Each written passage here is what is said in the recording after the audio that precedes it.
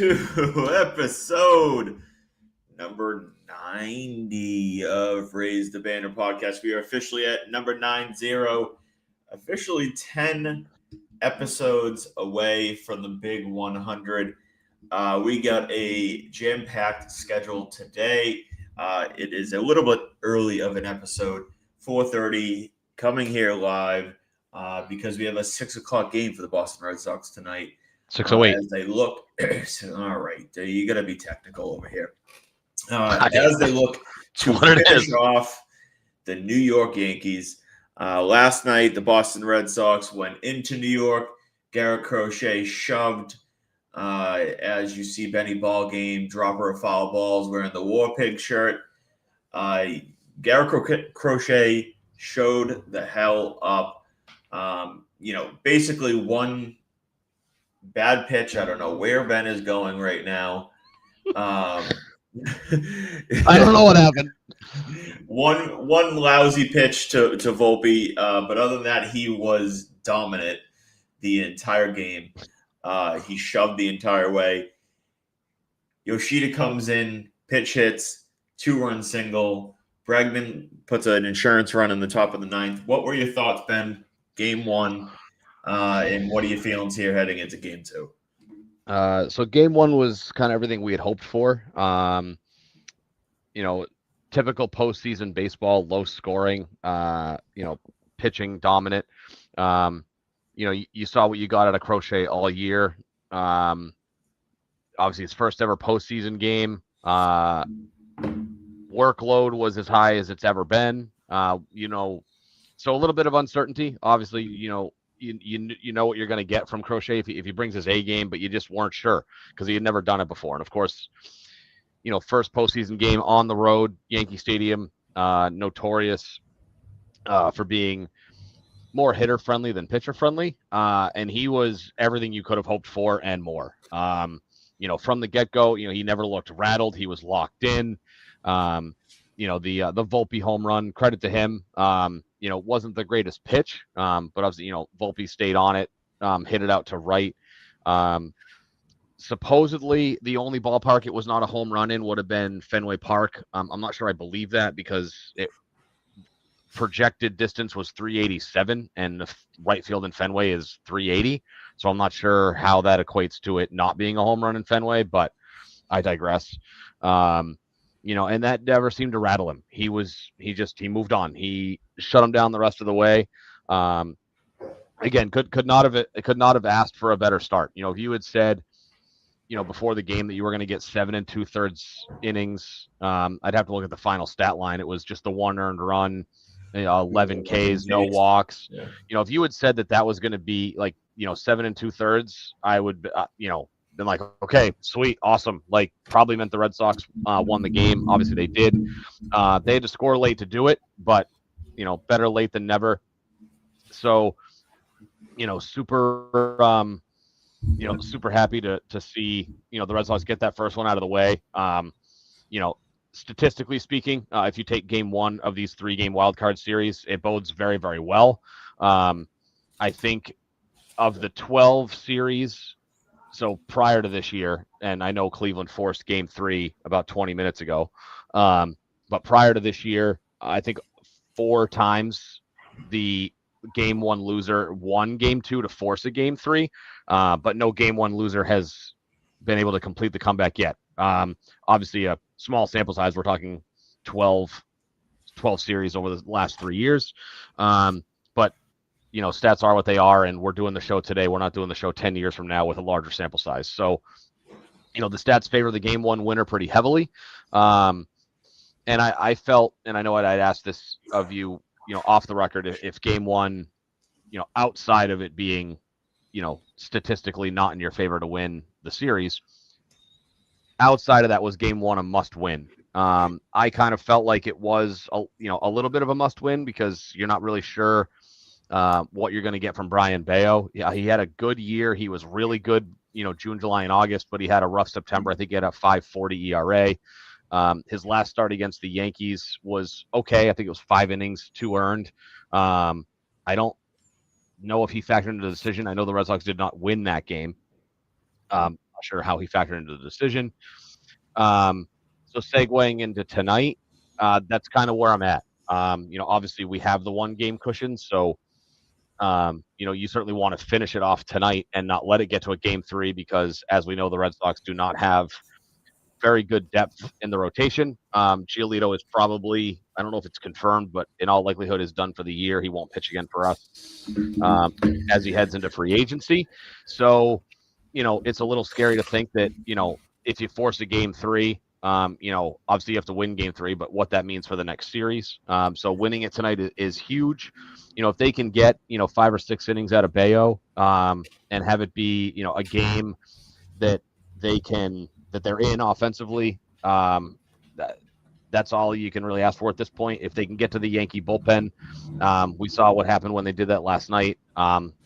I don't know where they rank overall statistically. It's not dead last, but they're pretty close. I think they were 23rd in bullpen ERA.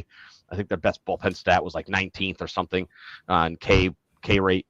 So if you can get to the bullpen, the odds certainly favor the Red Sox. So I'd like to say that I'm feeling cautiously optimistic. The Yankees are probably going to feel some pressure to win at home and not lose to your arch rival. I mean, getting swept at home in a wild card series is bad enough, but it stings a little bit more when it's your arch rival. So, cautiously optimistic, feeling good. And hopefully they can get the job done tonight. Yeah, I mean, like we talked about, is it a must win or was it a must win? I didn't really look going into a game 1 feel like it was. I didn't want to call it a must win because, like I said, it was a 12-game sample size. Like, I don't buy into it enough where it's that much of a small sample size. 12 series, not games. 12 series. Yeah, excuse me, 12 series. Nevertheless, you lose game 1 on the road, it would have been a pretty daunting task, to come back, especially losing Giolito. But they're not dealing with that. They took game 1. You have Bayo on the mound. My biggest issue right now going into game 2, I understand you won game 1. You're feeling good. You want to stick with what worked. But the question to that is, did it work? The lineup that you put out there to start game 1 didn't work. Right. You only won game 1 because you pinch hit Masataka Yoshida. Right. Correct. So you're going to say, okay, we're sticking with the same lineup because, and if your argument is because we won game 1, well, again, that does not make sense because you only won because of the guy you pinch hit for. So I just don't really get it. I know Cora really likes to play matchups, and we talked about, the left versus righties, and Yoshida is a lefty, and Rodon is a lefty. But, we look at this, Jarren Duran looked lost last night at the plate. He is, I believe it's 2 for 16 career versus Rodon. Roman Gonzalez, who, I get him out there versus lefties. He is 1 for 13 against Rodon. Ref Snyder, I'm fine with keeping out there, but a guy like Yoshida, like, the dude is just seeing the ball at a different rate right now. He's clearly seeing the ball differently than everybody else. I just don't get how you can keep that on the bench and not have that up there for 4 to 5 at bats, like in the game. I think that is, borderline malpractice, and I do want to give all the props to Cora because I think he managed yesterday's game very well, like in game. The decision to bring Crochet back out there for the eighth inning was ballsy, and it worked. The decision to pitch hit Massa when he did, ballsy, and it worked. Well, not so much ballsy, but it worked in the in the time that it did. So he managed the game well, and Boone did the opposite. Like he took out Fried when he really probably shouldn't have. But with this lineup decision, I just don't really agree with it. I understand it's a lefty. I do, but I just don't see how you can look at what Yoshida has been doing for the last 3-4 weeks of the season, and then what he did last night, and say, I'm going to keep that on the bench. And I know he'll get in. He'll get into the lineup later in the game. You But hope. I mean, it's almost like I feel like a certain that he'll find his way into the game. Like he'll pitch hit for Romy or Ref Snyder or Sogard or what's his face in right field? Eaton. Nick Eaton. Yeah, Nick Eaton. Like Nate Eaton. Nate Eaton. So I get it, but they should be having, in my opinion, it should be Ref Snyder in right field and Eaton on the bench. Or if they really wanted to be ballsy, you could throw Duran on the bench. I wouldn't. The only reason I wouldn't do that is because he's just a good player. So it's tough to really sit that type of player in a playoff game. But I just think it's a big mistake right now to be having Yoshida on the bench. Yeah, I mean, and we'll see if that rears its ugly head. You brought up Rashida not hitting. I mean, so your lineup tonight, you've got Ref Snyder, DH, Story, Bregman, Romy at first, Narvaez, Eaton in right, Duran in left, Sadon in center, and Sogard hitting ninth, playing second base. So, I get it. And perhaps, the thought process is, the best bats in the Yankee bullpen, the best arms in the Yankee bullpen are all right-handers. Bednar, Weaver, Devin Williams. So you figure, obviously all three of those guys pitched last night. So you've already seen all their high leverage guys from the get-go. So, maybe Cora's, trying to play the odds and say, if I need a big hit late against a bullpen that has not been very good this year, and their top arms out of the bullpen are all right-handed, maybe he's trying to play that angle, as opposed to just trying to get Yoshida into the lineup so that he's there all game.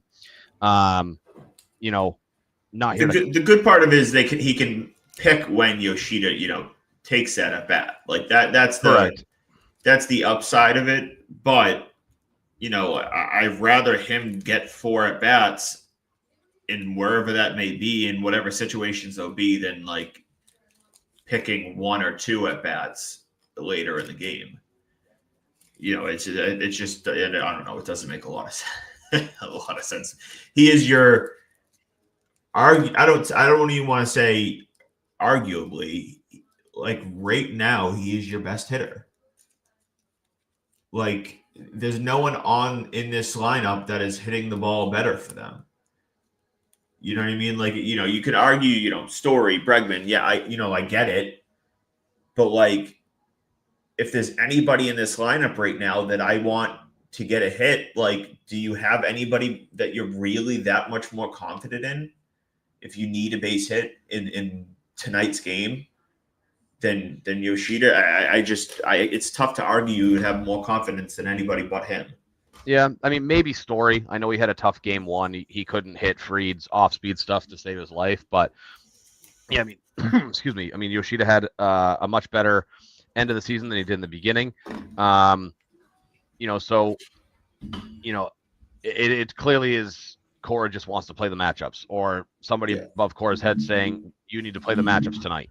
The nice thing with the Red Sox is that in general, the team tends to hit Carlos Rodon pretty well. I know Romy and Ref Snyder don't have great historical numbers. Duran and Ref Snyder don't have. No, Duran and Romy. Romy don't historically have great numbers. But it's clearly a matchup thing. Obviously, I know this, lefty-lefty's not really a matchup, but maybe I would imagine the defense obviously plays into that.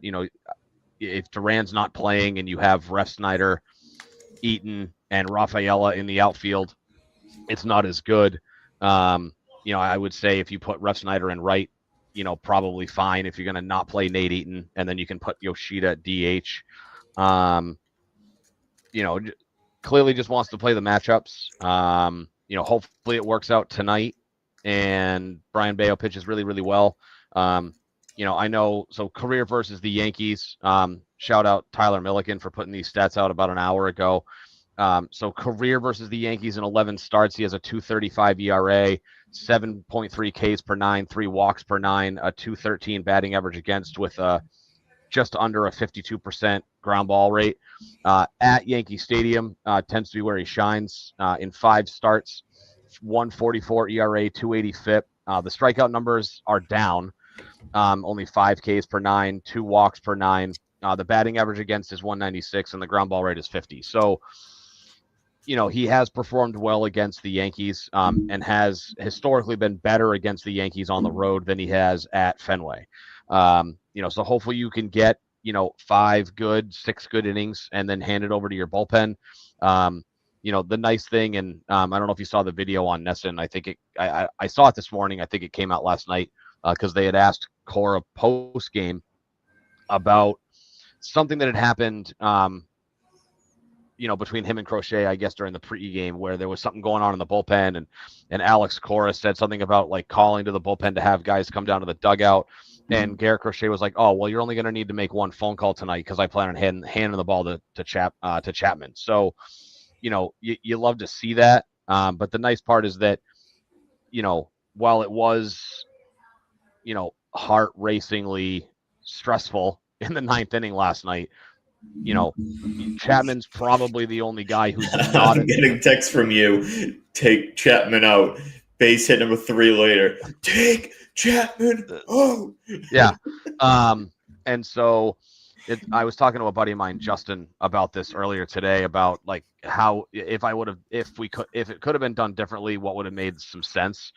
And at least to me, just based on how the lineup was rolling out, you had it was 3 straight righties before you got to the lefties, and so you could have had Whitlock go out for the last out of the 8th against Caballero, and then you would have had Goldschmidt and Judge as the first 2 guys in the 9th inning, who were the first 2 guys to get on against Chapman, and then, because of the changeover of the inning, the 3-batter minimum rule doesn't apply. So if you really wanted Chapman to face Judge because of whatever reason, you could have pulled Whitlock after the Goldschmidt at bat.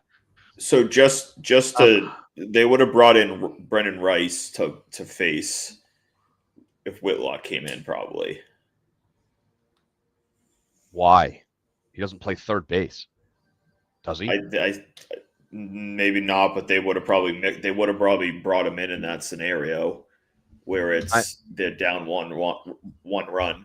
They were talking about it. I forget where I saw it. They were talking about like why Cora was a little bit more willing to bring Crochet out there in the 8th, and it was in part because they knew how it was set up. Like they wouldn't be able to pitch hit because they knew they had the bottom of the order coming up through Crochet, right? There was like 6, 7, 8 or something like that to Crochet. Yeah, it was 6, 7, 8 because Caballero hits 9th, and then you turn the lineup over to Goldschmidt. They knew they knew that if they brought in Whitlock for at any point in that inning, that they would have then pitch hit Rice. And they had Jazz Chisholm, who was a lefty, already there too. They had what's his face, the center fielder. I'm having a mind blank. What is the dude with the mustache? Grisham was already in the lineup. No, that's what I'm saying. Though they had Jazz and Grisham, who were both lefties, facing Crochet, right? Correct. Yeah, but what I'm saying though is that, like, obviously it worked out. So we're kind of splitting hairs on what we would have done. But you figure Ben Rice doesn't play third. I don't know who's on the bench for the Yankees. So I don't know as if they would have put Ben Rice in a pinch hit situation in that spot. I mean, they theoretically could have. I just don't know who's on the bench that could have gone in and played third because Jazz was already in the game at that point. So unless you shift him over and then you've got somebody else who can play second to move Jazz over, but it's funny too because there was my buddy Justin was telling me too that he was listening to something about how I guess Chapman looks dialed in more when he's apparently like stressed, and so some guy was saying that I guess when he's like super like sweaty, like looks like Shaq at the foul line, that like that's the Chapman you want to see on the mound because that means that he's like his adrenaline's pumping and he's locked in mentally and his body just apparently starts to sweat profusely. And that didn't happen until they were bases loaded, nobody out.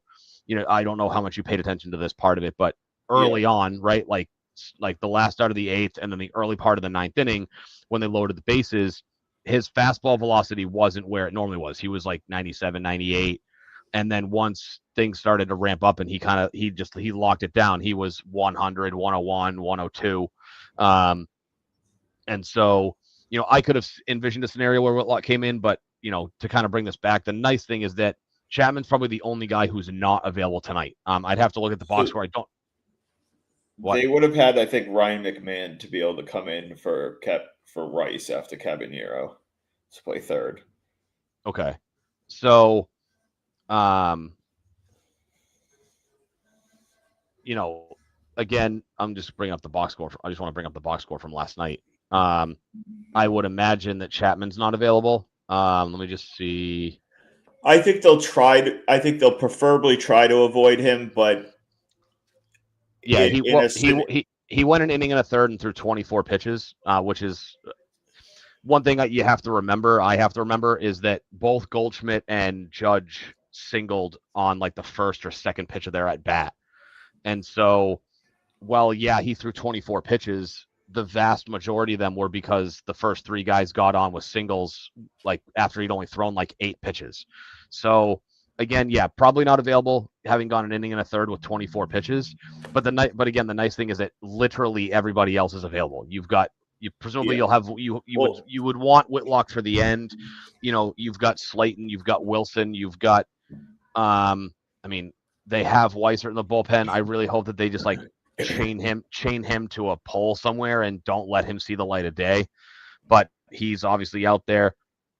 The entire bullpen is rested and ready to go. You've got Tolley out there. You've got Tolley out there. There's no chance Chapman goes another a scenario where he goes 4 outs again. But I wouldn't rule out if they need him in the ninth. You have a chance to put the Yankees away in a 3-game series. If this was a 7-game series where you're up 1-0, I could. Right, he's not available tonight. What do you mean? That's what I'm saying. In a 7-game, no. In a 7-game series, he would not be available tonight. I would say, there's more. I would say there's a high chance that they just stay away from him altogether. In a game like tonight, where you lose, then you go to a sudden death game.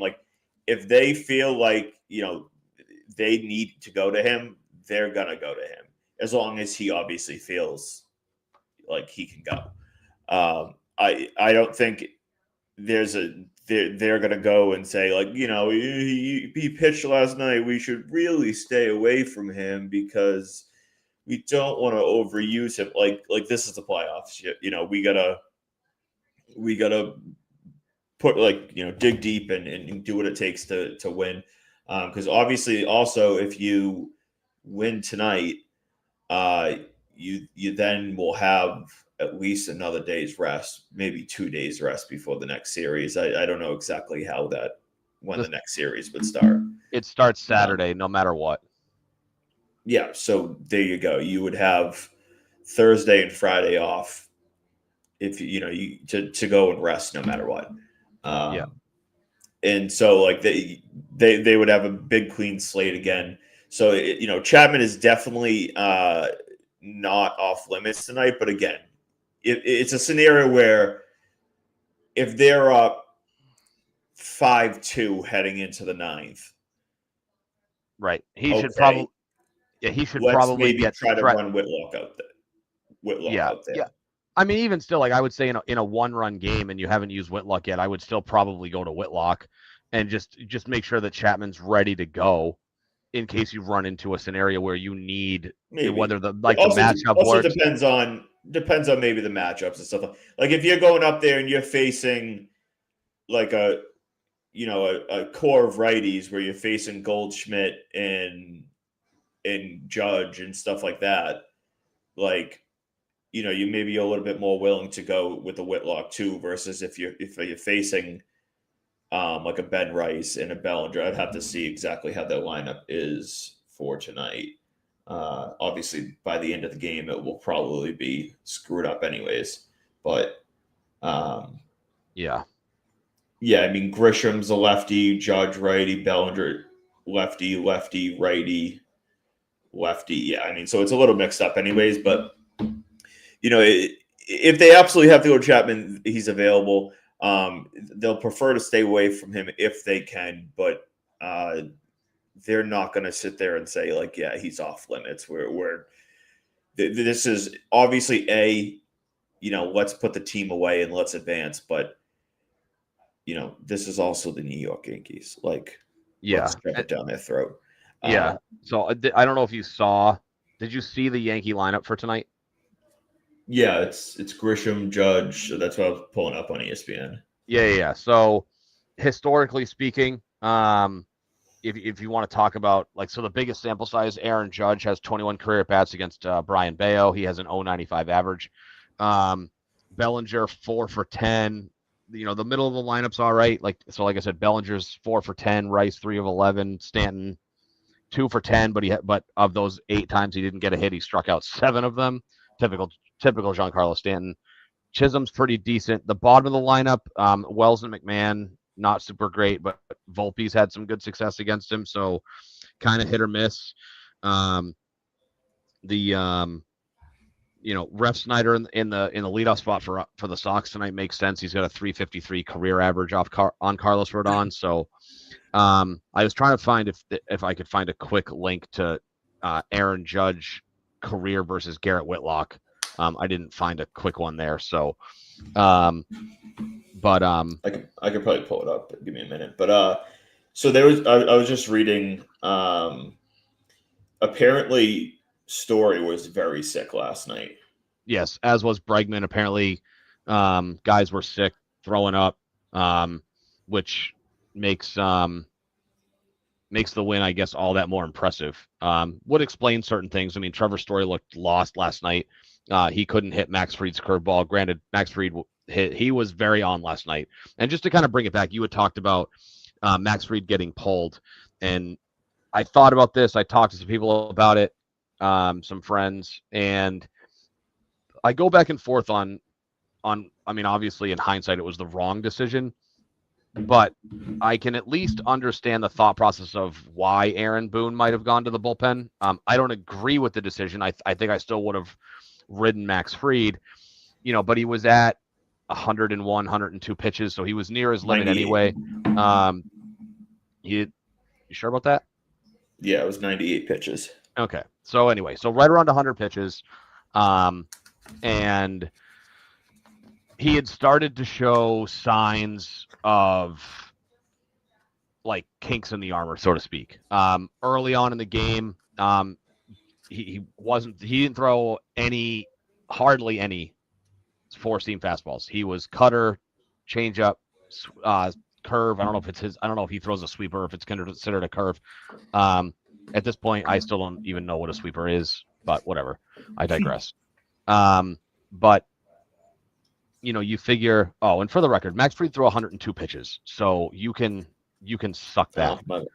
Someone said 98. Also, Judge's 3 for 9 with a home run and 4 Ks versus Whitlock. Okay.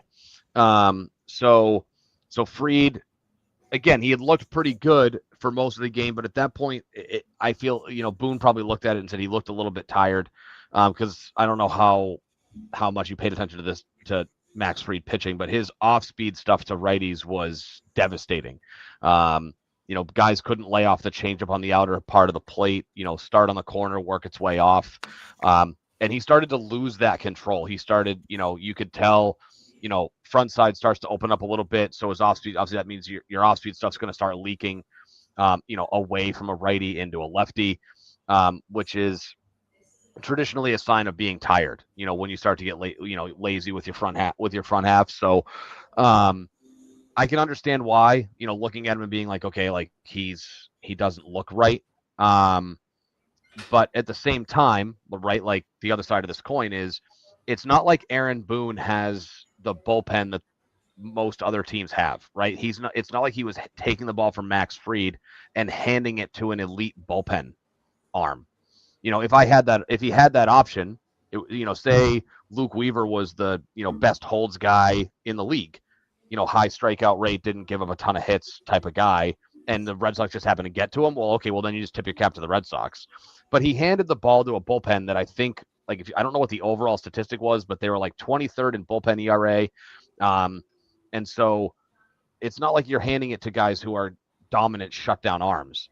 So I don't necessarily agree with that. I don't know if they had to pull him, because I don't know if they went out for a mound visit before that, which obviously would have necessitated them pulling him if they go out a second time. But, I think I would have been more apt to go talk to him, see how he feels, let him know what we're seeing from the dugout, and then just kind of go batter by batter.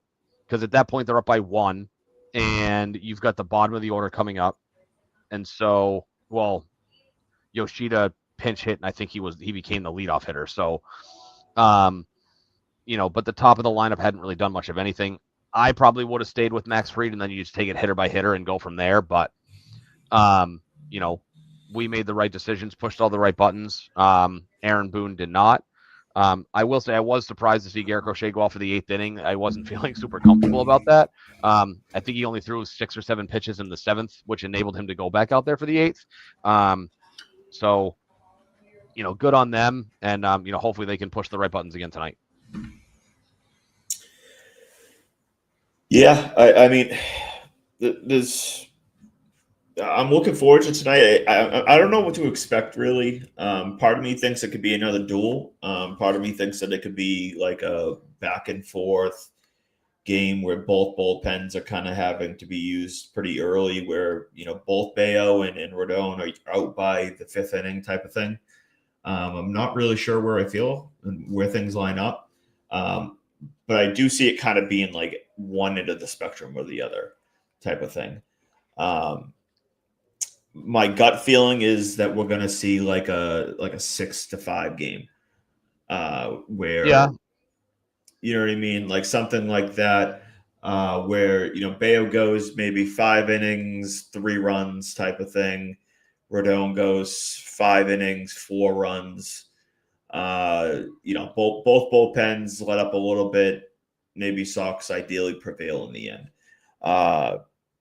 And on that real quick, just to throw this into the fray, in 2025 only, Brian Bale versus the Yankees, 19 innings pitched, 1.89 ERA, 17 Ks. Carlos Rodon versus the Red Sox this year, 15 2/3, 5.74 ERA, 12 Ks. Yeah, I will say I remember going back into the regular season, and there was, I think it was a Sunday night game, might have been. I know it was on like ESPN or it was a night game, so I assume it was Sunday Night Baseball. But main stage, big weekend series. Bayo came out and just shoved it down the Yankees' throat, and I remember saying it might have been to you somewhere, maybe on here, that like I looked at that and was like, that showed me something. Like that wasn't like a performance that showed me something that he can come out and he can perform when the lights are strong, when the lights are bright. And so, I have a little bit more confidence in him than I did just, a couple months ago, despite the struggles that he's had in September. It's tough for when you play well in September. I think that carries over into the playoffs, right? Like with a guy like Yoshida, you're seeing the ball well, like that's going to carry over. But on the other hand, when I think you're struggling in September, the playoffs give you like just a blank slate type of opportunity. Mentally, physically, to kind of just say like, this is a whole different world. Let's go.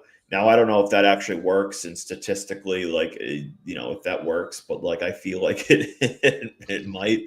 Uh, Yeah. but I think that he's up for the task. Rodon is a guy that, like you said, the Sox have hit pretty well this year. So, I mean, I like their chances. I really do. I said this, for the last few weeks. Why wouldn't the Red Sox want to play the Yankees? Right? Why would the Yankees want to play the Red Sox? Like, if we're being realistic, the Yankees got their ass kicked by the Red Sox this year. I know Yep. the Yankees took the last series, but as a whole, like, the Red Sox beat up on the Yankees this year. And so going into this series, you sat there, especially before the Giolito news, where you sat there and said, like, the Red Sox have a better team, right? They have a better bullpen. They had, in my opinion, like the better top three starters before Giolito was out there. And I mean, I have confidence in early at this point too. And then the lineup without Roman Anthony, it's tough, but it's not like this Yankees lineup. It's hit or miss, right? They even smash the ball and hit home runs, or they can't do shit. Yeah, Uh, they live and die by the home run. Um, Real quick, you brought up Brian Bayo. So numbers wise, he had an okay start in September, but his June and his August start were both 7 innings, no runs. Um, I think he had 13 Ks over the 14 innings. So I mean he was exceptional in two of the three starts and okay in the other one. Um, but yeah, the Yankees live and die by the home run. I mean, you saw it last night. The Yankees got one run on a solo home run from Volpe, and otherwise they couldn't manufacture anything. yeah. Oh, exactly. And if you look at, it kind of amazes me. You look at these guys coming up to the plate, and they show their numbers, and it's like Grisham 30 plus home runs, Chisholm 30 home runs, Judge 30 home runs, Bellinger 30. Like, everybody's got 30 plus home runs, and it helps that they play in a little league stadium of New York. But it's also like it's clearly this offense where they live and die by the home run. Uh, they don't hit for high averages. They all hit like in the 230s, 240s. And so, if they get a couple ding dongs and they a couple solo shots, they might win. And if they get a couple people on, then they end up putting up a few runs, and that's where they can win ball games, and that's how they win ball games. But if you can limit the long ball, then it puts you in a really good spot to really kind of shut out this team. Yeah. So So park factor, just so you know, for 2025, the Yankees are more or less league average over a 3-year span. If we go just on 2025, Yankee Stadium ranked 16th. will you Um, shut up and let me make my point? so no, I'm just saying, like, because that's why, like, I'm just rolling that in. Is I think that because if you're not going to hit home runs in Fenway, I'm sorry, if you're not going to hit home runs at Yankee Stadium, the park factor is more or less null and void, right? Like, you look at a park like Boston, like Colorado, for example. Granted, it's well, actually, Colorado's a bad example, but like, if you look at Fenway, like Fenway's ballpark factor is elevated by the fact that it's like you don't have to hit home runs at Fenway to have success as an offense. Whereas in Yankee Stadium, if you're not hitting home runs, there's no other advantage to hitting the ball somewhere else at Yankee Stadium like there is at a place like Fenway. Correct. Yankees is all about home runs. Is a Fenway's deemed a little bit hitter friendly, but it's more because of the open space, not like that it's like easy to hit home runs. Right. It's because you hit a line drive off the monster, you get doubles. It's because center and right field is a little bit more open and there's more space for doubles and triples and stuff like that. Right. That's what that's obviously why it's a little bit more hitter friendly. But anyways, to stay on topic with this matchup tonight, they need to, especially with a guy like Rodon, who I think gets flustered pretty quickly. They need to be aggressive at the plate, but they don't need to.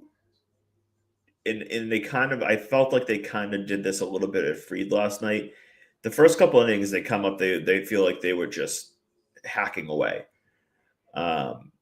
First pitch, Refsnyder ground out. I think that the first inning was like 8 pitches, 9 pitches. Make Rodon beat you, but at the same time, you need to be aggressive, if that makes sense. I know that kind of counterpoints each other. I think that you can be like the way that I would attribute what you're trying to say is you have to so Rodon doesn't he has I don't want to say it's an overpowering fastball. He does throw hard. I think he's like basically every other starter. He's 96, 97, somewhere in that range. I'd have to look up the actual numbers. But Rodon's he's got a decent slider. So it's one of those things where you have to lock in and hone in on fastballs up in the zone and drive those pitches, right? I would have no problem if Refsnyder came out and swung out of his shoes first pitch, if Rodon grooves him a fastball and it's right where Refsnyder likes to crush the ball, because it's okay, you made the decision to swing, you swung at the right pitch. Now it's just a matter, okay, well, did you execute it or not? So I think to your point, if they can approach tonight and just say, hey, we got to hammer fastball mistakes from Rodon. Otherwise, we need to make him work the count. I think the approach becomes being more selective and honing in on the fastball in a zone versus just trying to power the ball out and just pound him into submission. Yeah, and I guess that it's kind of, this is more what I'm saying is a generalized approach than Rodon, because it's kind of how you should approach baseball and at bats more in general, where it's right, make the pitcher work the count, but be aggressive and be smart. It's there were a few times last night, early, especially early in the game, where I felt like they were overly aggressive, and then there were other times where it's all right, it's a 2-1 count or it's a 2-0 count, and they let a 96 mile an hour fastball just come right across the belly button, sitting right there for you, that you can go after. It's a fine line, obviously, and it's really tough to balance as a hitter, especially in the MLB. But they need to be that fine line level of aggressive but smart against a guy like Rodon, because despite his track record versus Sox this year, he's a good pitcher, obviously. He's done this for a long time. He's no slouch of a pitcher. So, he's going to come in with a good game plan. This team as a whole for the Sox, they don't exactly have scary names right now. No. With Roman Anthony out, they need to put together an offense. They don't have a lineup that's overly scary. They don't have an overly powerful lineup. Who's their most home runs, I think, was what, Story with 27, 28? I don't think he had that many.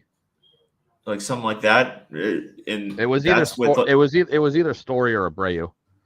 Well, then it was definitely Story. I'm sorry, Story or Abreu. Let's see. So home runs on the season. So Story had 25. Abreu had 22. Yeah. So, you just comparatively, you look like a team like that versus the Yankees. The Yankees had probably 4 or 5, 6 guys that hit 30 plus home runs.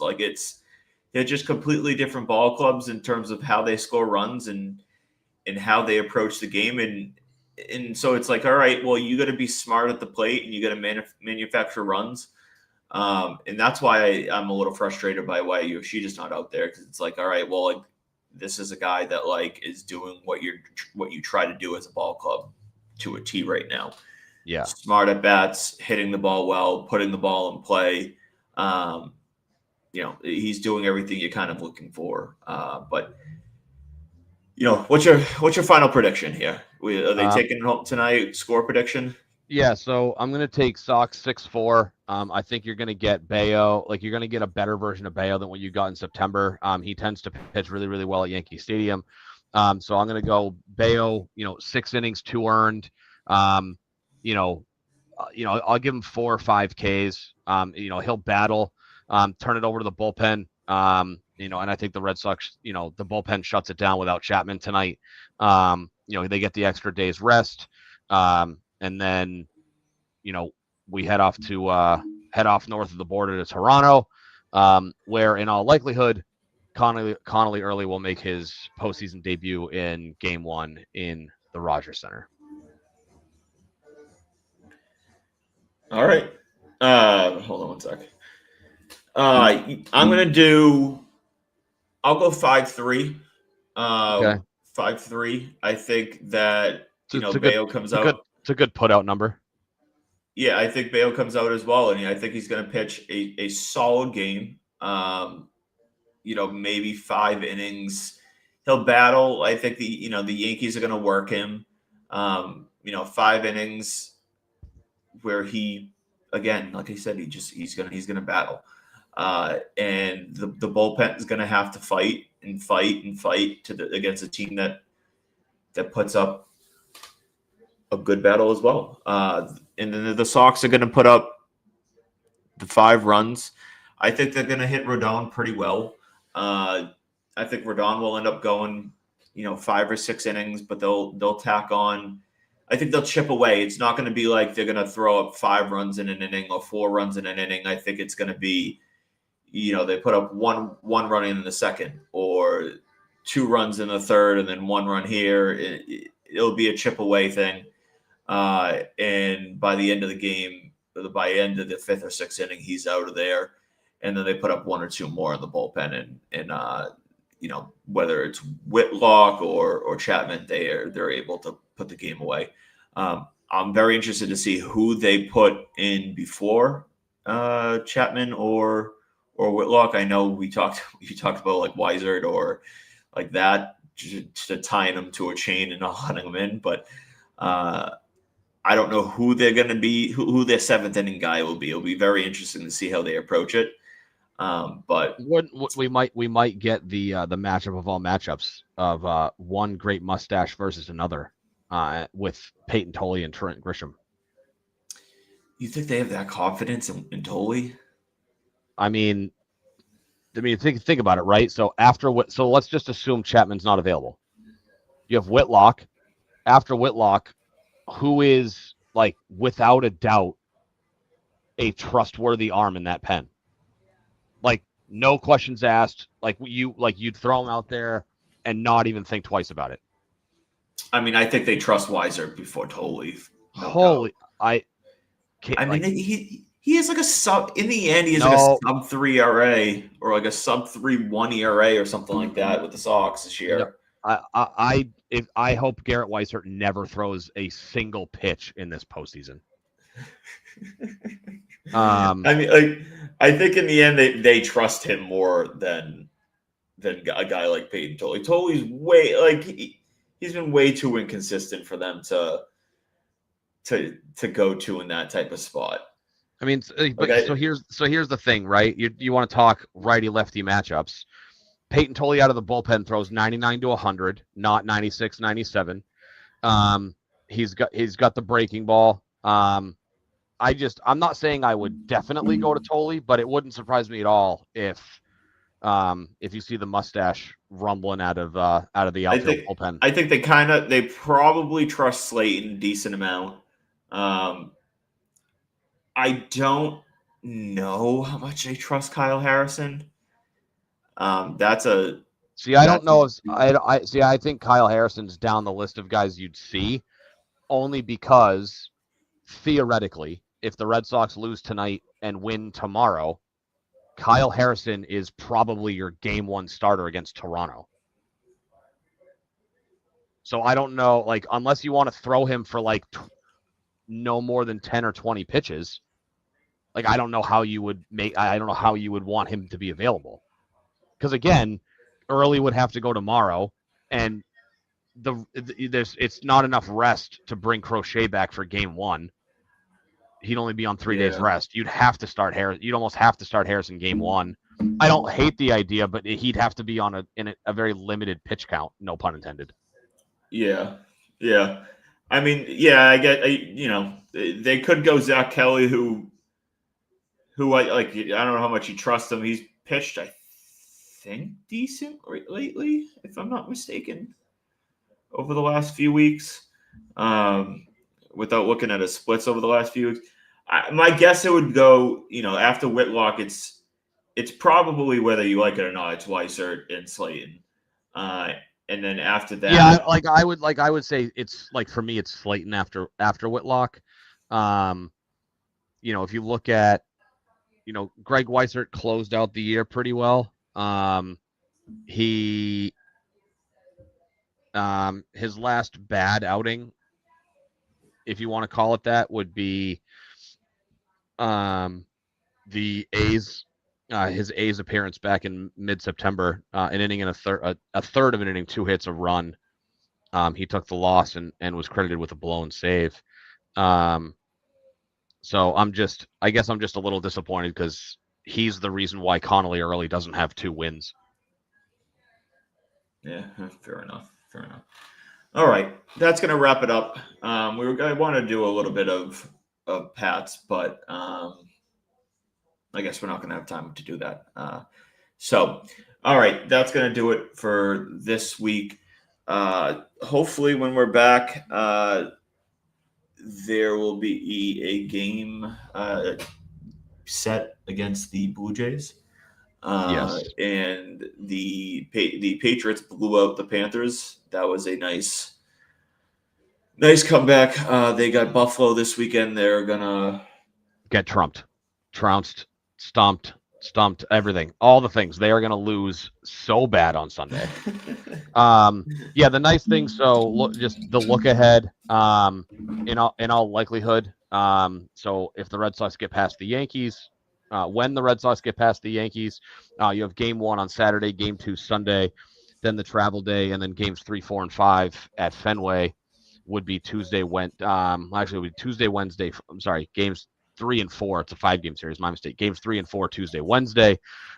So they'll be, if they're still playing baseball, and hopefully they wrap things up tonight, and we can start talking about the Blue Jays next week. Yeah. All right. That's going to do it. Until next time, go Sox. We're raising the banner. Oink, oink, oink. Goodbye.